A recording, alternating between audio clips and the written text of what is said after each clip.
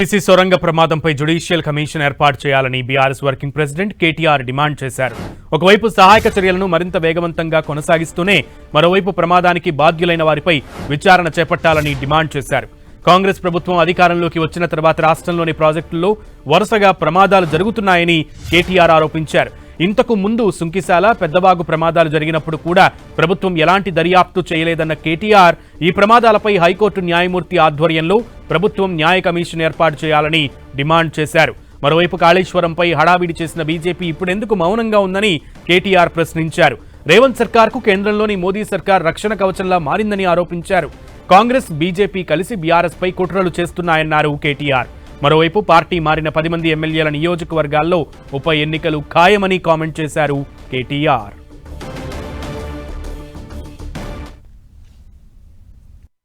కాళేశ్వరంలో ఒక్క బ్యారేజీలో ఒక్క పర్రె పడితే దానికి ఇంత లొలిపెట్టిరు మీరు. మరి అలా సుంకిశాల కూలిపోతే, అక్కడ రిటైనింగ్ వాళ్ళు కూలిపోతే ఎవ్వరు మాట్లాడరు. బీజేపీ వాడు మాట్లాడాడు, కాంగ్రెస్ వాడు కుయ్యనడు.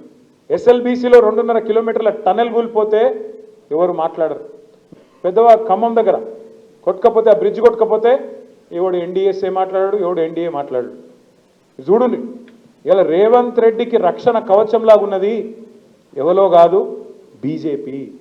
మరి ఇలా ఎస్ఎల్బీసీలో టన్నల్ కూలి దాదాపు 72 గంటలు అవుతాను. ఎందుకో రాడు, మరి ఎన్డీఎస్ఏ రాదు, ఏ బీజేపీ వాడు మాట్లాడాడు, ఎవరి నోరు పెగులుతలేదు. కిషన్ రెడ్డి మాట్లాడాడు, బండి సంజయ్ అన్నాడు, అన్నాడు. ఎందుకు, ఏమొచ్చింది ఇబ్బంది మీకు? ఏం జరుగుతుంది రాష్ట్రంలో? ఏం జరుగుతుంది అంటే తెలుసు, కాంగ్రెస్కు తెలుసు, బీజేపీకి తెలుసు. కేసీఆర్ పార్టీ ఉంటే ఈ ఇద్దరి ఆటలు సాగాయని తెలుసు కాబట్టి ఇద్దరు కలిసి కేసీఆర్ గారిని, మన పార్టీని ఖతం చేయాలన్నదే వాళ్ళ ఆలోచన. సక్సెస్ అయినరు కొంతవరకు. అసెంబ్లీ ఎన్నికల్లో కుమ్మక్క అయినరు, సక్సెస్ అయినరు. పర్రె పట్టంగానే ఢిల్లీకి వెళ్ళి ఉరికి రావాలి, రిపోర్ట్ ఇవ్వాలి, ఆగమాగం దున్నపోతు ఈయనని ఆయన అనగానే దుడ్డని కట్టిమని ఈయనని మొత్తానికి గోల్మాల్ గోవిందం చేసి మనని ఓడగొట్టారు. పెద్ద పెద్ద మాటలు ఎందుకు? ఓ పెద్ద భీకరమైన డైలాగులు, బీభత్సమైన పోజులు. గాళ్ళ గెలుసుడు కాదు కదద్దా. నిజంగానే నీ రేవంత్ రెడ్డికి, నువ్వు చేరిన కాంగ్రెస్ పార్టీకి ఏమన్నా దమ్ముంది, ప్రజల ఆదరణ ఉంది అనుకుంటే రాజీనామా పెట్టు, రా. ఒక్క కడియం శ్రీయరే కాదు, 10 మంది వాళ్ళు ఏమనుకుంటారో నాకు తెలియదు కానీ తప్పించుకోజాలరు.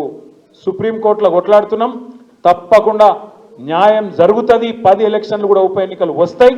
బరాబర్ గిరిగీసి కొట్లాడాలి, వీళ్ళ సంగతి ఏందో చూపెట్టాలి.